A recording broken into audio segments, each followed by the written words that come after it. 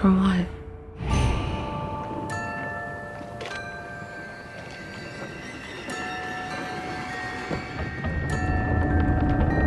Well, I saw this just last night, so firstly, let's talk about what it's really about. It's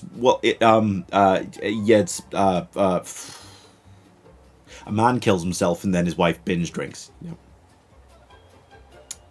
And I have to say that firstly, a lot of horror stories are really just romance stories.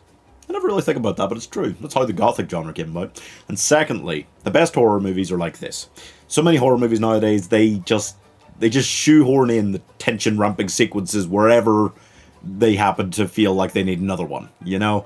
And honestly, it feels like cheap porn. The pizza delivery guy arrives and they fuck.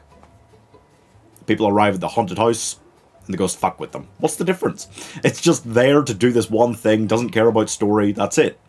And the best ones are like this then, where you have a story, you know the horror's going to naturally fit into the story, and then you just tell the story. And it works so well. There's one sequence in particular in this film where it starts suddenly the scene, there's loud noises, and it kind of suddenly gripped me with real terror.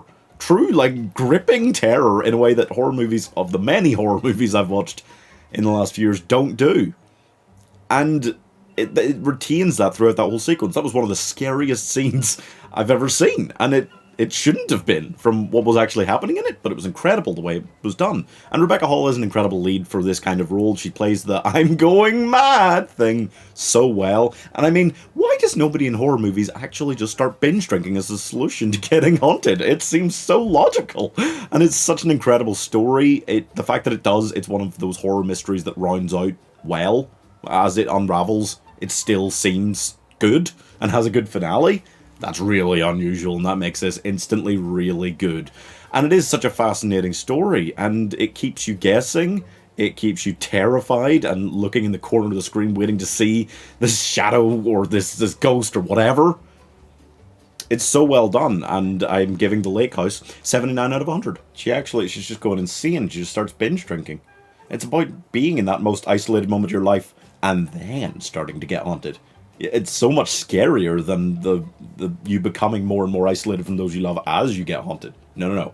She's already fucking widowed, alone, drunk, and then the haunting starts. Ah,